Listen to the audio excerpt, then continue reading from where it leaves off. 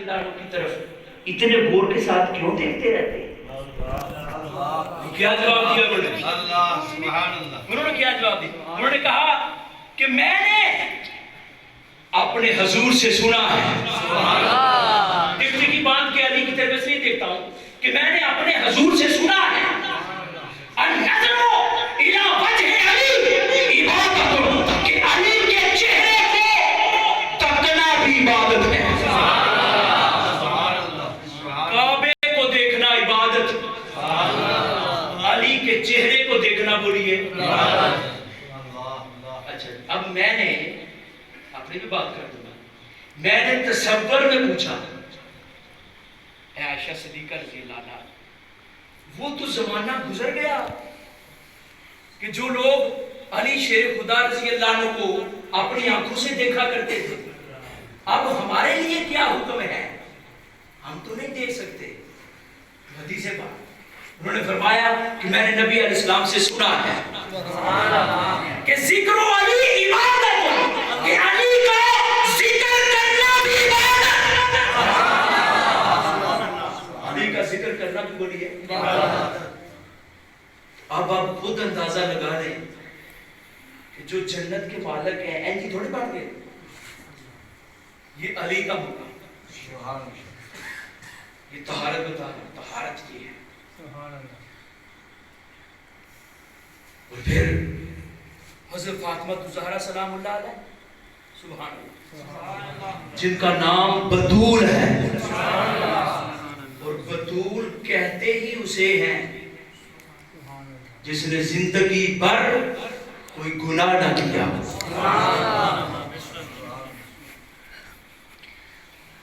فاطمہ، اچھا ایک بڑی پیاری بات، ان کی طہارت کا یہ عالم ہے، یہ عالم ہے. میری ماں نے مجھے جنا 40 دن تک میری ماں نے نماز نہیں پڑھی. تھوڑی ماں نے نہیں پڑھی جی.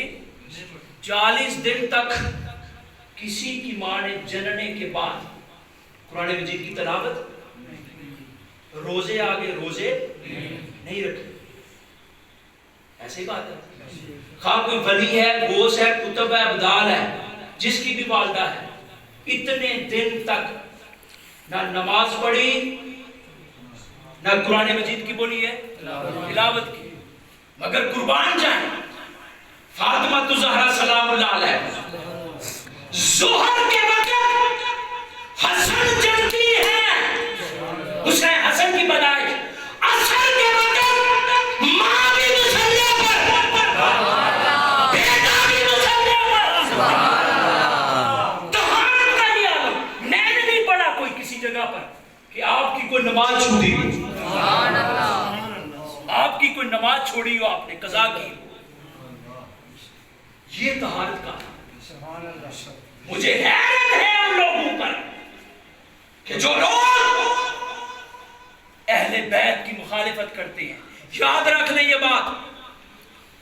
اچھا یہ بات میں اینڈ میں کروں گا، پہلے میں یہ چیز جو میں بیان کر رہا ہوں اس کو میں کور کروں. یہ تو دنیا کے اندر آپ کا مقام اور مرتبہ ہے. قیامت کا دن ہوگا، آپ کا اتنا حیا ہوگا، نبی بھی حیا کرے گا. مت کو کہے کہ مبالغہ کر.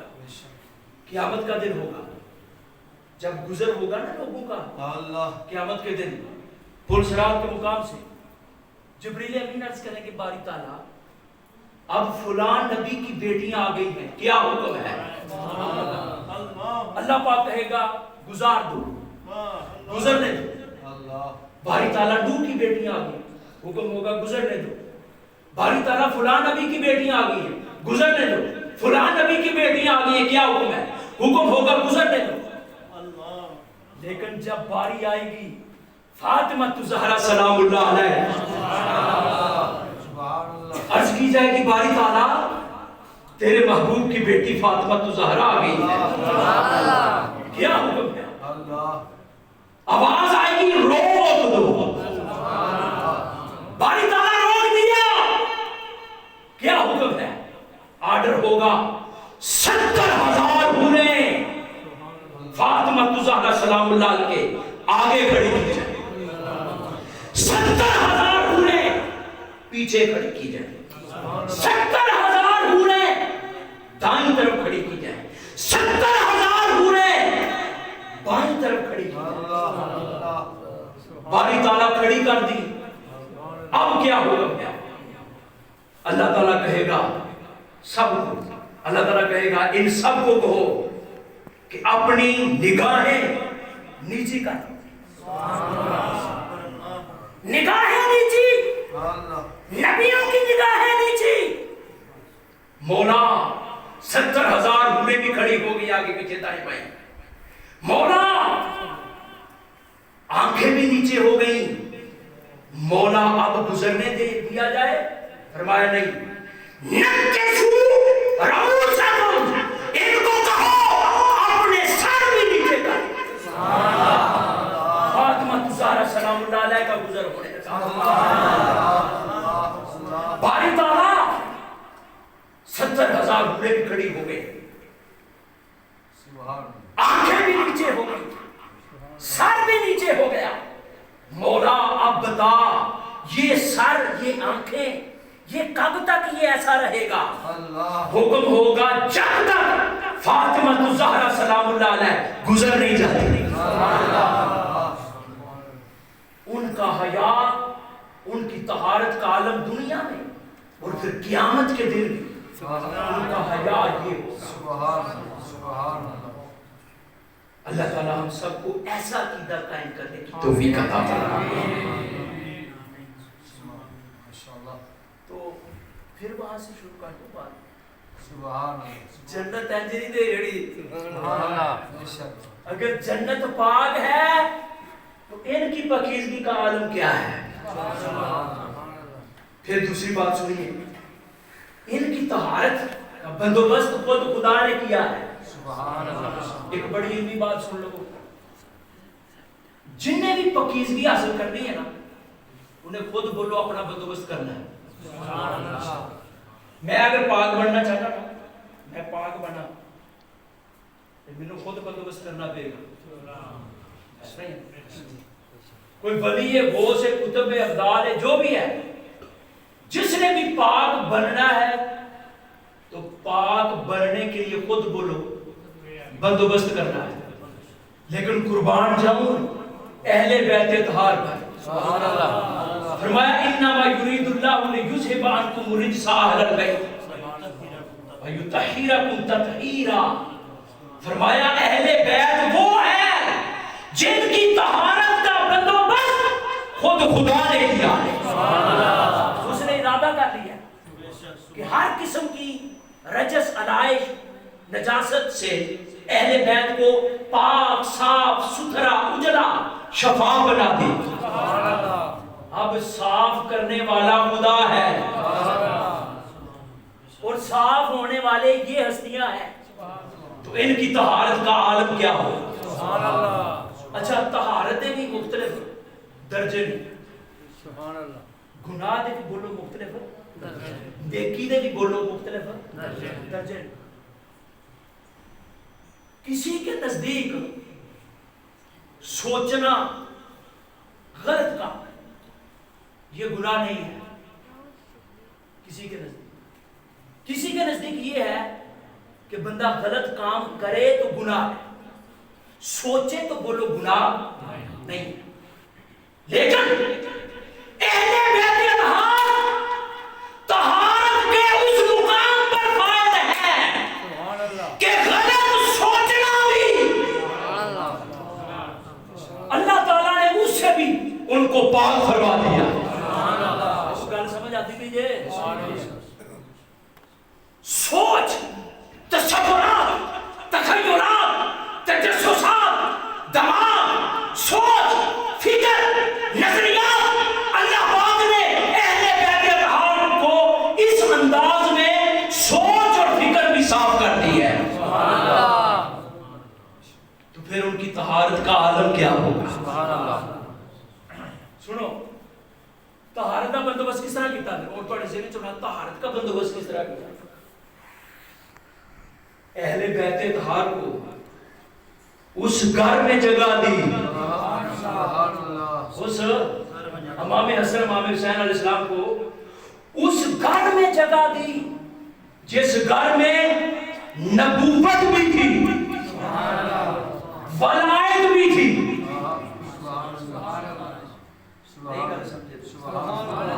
یہ طہارت کا بندوبست تھا۔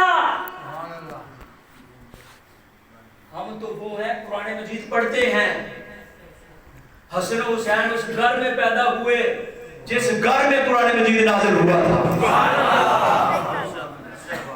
طہارت کا بندوبست ہے کہ نہیں؟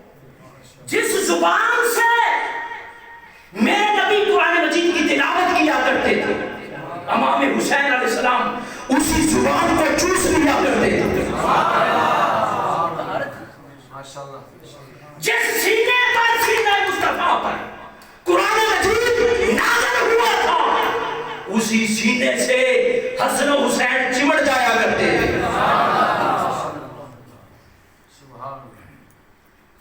جس کندھوں کے اوپر نبوت کا بوجھ تھا، انہی کندھوں کے اوپر امام حسن و حسین سوار ہو جایا کرتے تھے۔ گل سمجھو، ٹول ٹمکے نہ سنیا کرو، علم کی بات بھی سنیا کرو۔ طہارت کیا ہے؟ بندوبست کیا ہے طہارت کا؟ زبان مصطفیٰ کا چوسنا، طہارت کا بندوبست۔ سینہ مصطفیٰ سے چمٹ جانا، طہارت کا بندوبست۔ علی بابا کی گود، فاطمہ زہرا سلام اللہ علیہ کی گود، یہ سب کچھ بولو طہارت کا بندوبست تھا۔ اتنا پاک صاف ستھرا اجلا اور شفا بنایا۔ تو پھر امام حسین علیہ السلام نے بھی میدان کربلا میں حق ادا کر دیا۔ لوگ کہتے ہیں کہ یزید نے ظلم کی انتہا کر دی۔ میں کہتا ہوں اگر یزید نے ظلم کی انتہا کر دی، امام حسین علیہ السلام نے صبر کی انتہا کر دی۔ کئی لوگ ایسے بھی ہیں جو یزید کے بڑے ہمدرد ہیں کہ نہیں؟ امیر المومنین بھی کہتے ہیں جی، جنتی بھی کہتے ہیں، لیکن امام حسین علیہ السلام کا یزید کے لیے اتنا ہی کافی ہے کہ امام حسین علیہ السلام کا یزید کی حاکمیت کو تسلیم نہ کرنا، یہی یزید کے فاسق و فاجر ہونے کے لیے کافی ہے۔ اے میری کا کسی کی گواہی کی ضرورت نہیں، بولو کسی کی گواہی کی ضرورت نہیں، تنہا گواہی امام حسین علیہ السلام کہ یزید کیا ہے؟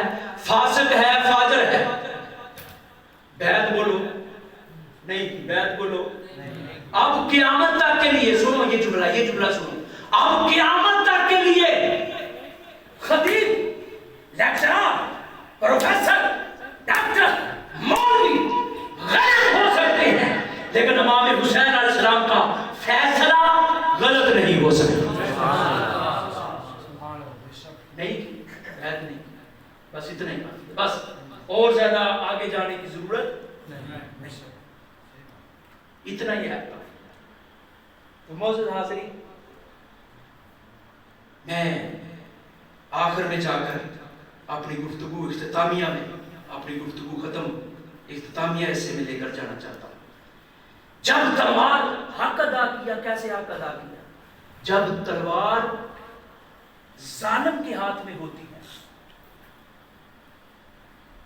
تو وہ بندہ بولو ظلم کرتا ہے، جب تلوار عادل کے ہاتھ میں ہوتی ہے پھر عدل و انصاف ہوتا ہے۔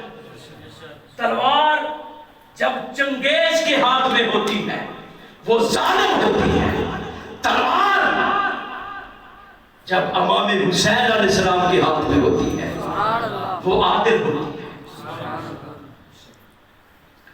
یزید کی حکومت تخت پر تھی،